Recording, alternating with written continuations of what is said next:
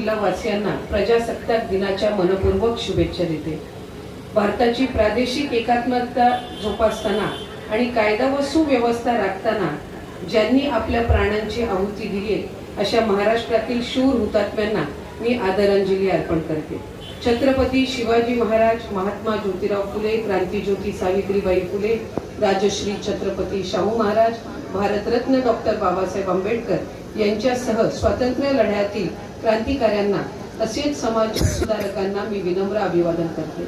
माननीय पंतप्रधान नरेंद्र मोदीजी, राज्याचे मुख्यमंत्री देवेंद्रजी फडणवीस साहेब आणि उपमुख्यमंत्री एकनाथजी शिंदे साहेब, उपमुख्यमंत्री अजितदादा पवार यांच्या कुशल नेतृत्वाखाली आपल्या राज्याच्या विकासाचा अध्याय नव्याने सुरू झाला आहे। महाराष्ट्राने सर्व क्षेत्रात विकासाची कास धरली आहे।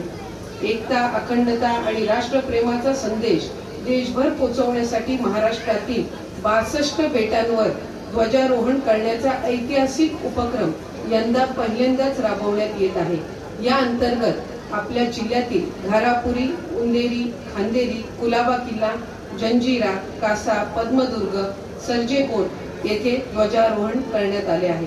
या उपक्रमामुळे लोकांमध्ये राष्ट्रीय एकतेचे, भारतीय संस्कृतीचे आणि भारताच्या महासागरी सीमांचा अभिमान जागरूक होईल असा मला विश्वास वाटतो।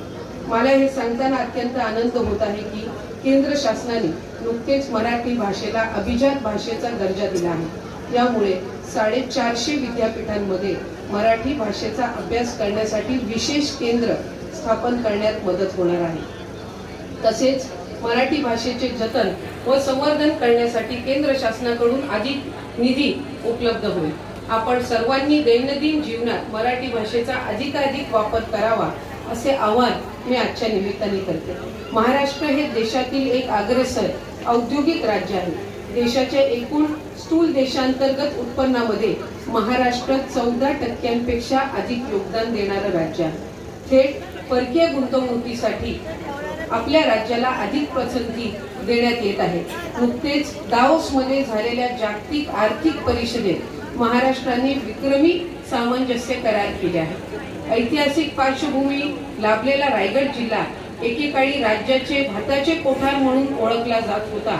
आज मात्र राज्याचे औद्योगिक आणि पर्यटन जिल्हा म्हणून रायगडने आपली एक स्वतःची ओळख निर्माण केली आहे।